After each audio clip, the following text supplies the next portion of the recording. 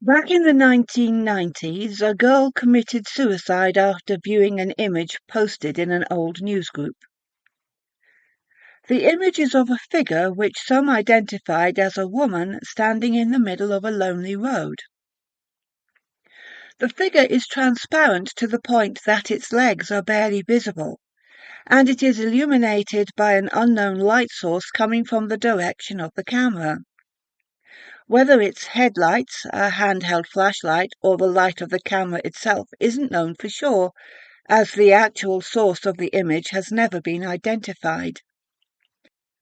No facial features can be made out, but the figure is most easily identified by its long, bony appendages which partly resemble a spider's legs.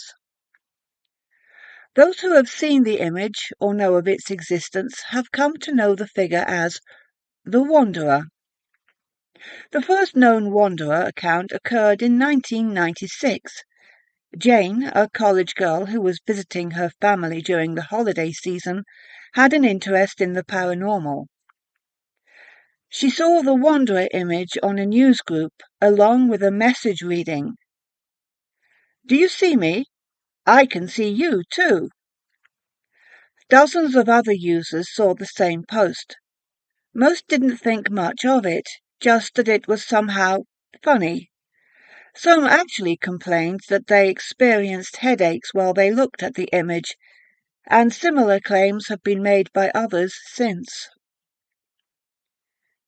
According to Jane's family, she suffered from nightmares in the nights after seeing the image. She claimed she would wake up and see the Wanderer outside her window. Sometimes it would scrape the glass with its spider-like limbs, but usually it would just stand there and stare at her. She would find herself unable to move while in its presence, as if many unseen hands were holding her down.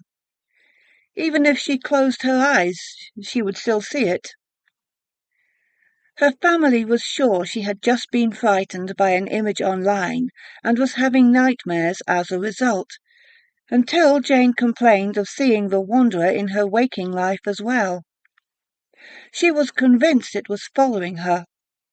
She would see it even while she was in a room full of people or out in public, though no one else saw anything. Jane's family feared for her sanity, but assured her that the Wanderer wasn't real. Jane, however, only got worse. She began going to extreme lengths to stay awake at night. It started out just with caffeine and staying active, but quickly graduated to cutting herself and screaming all through the night. Before long, she wasn't sleeping at all.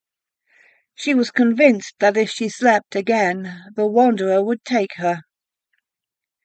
Her family knew they couldn't just wait and hope for the best. Jane needed help.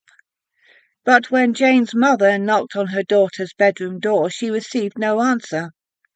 She carefully opened the door, not wanting to disturb or startle Jane, but she still heard nothing. Jane wasn't in her bed. She wasn't sitting at a computer. She didn't appear to be in her room at all, until her mum checked the closet. There Jane was found curled in the corner. Blood reddened the front of her body, having drained from the long slit across her throat. She was clutching a blood-stained note which read, "It can't have me now." Jane's case is not isolated. Through the rest of the 90s, dozens of others went missing or committed suicide after viewing the image of the Wanderer. Since the turn of the century, despite my best efforts at locating the image, it seems to have disappeared. Recently, though, I posted on a news group asking if anyone had heard of the Wanderer. I've done this many times before. Usually there's one or two people who have heard the story, but no one has seen the image.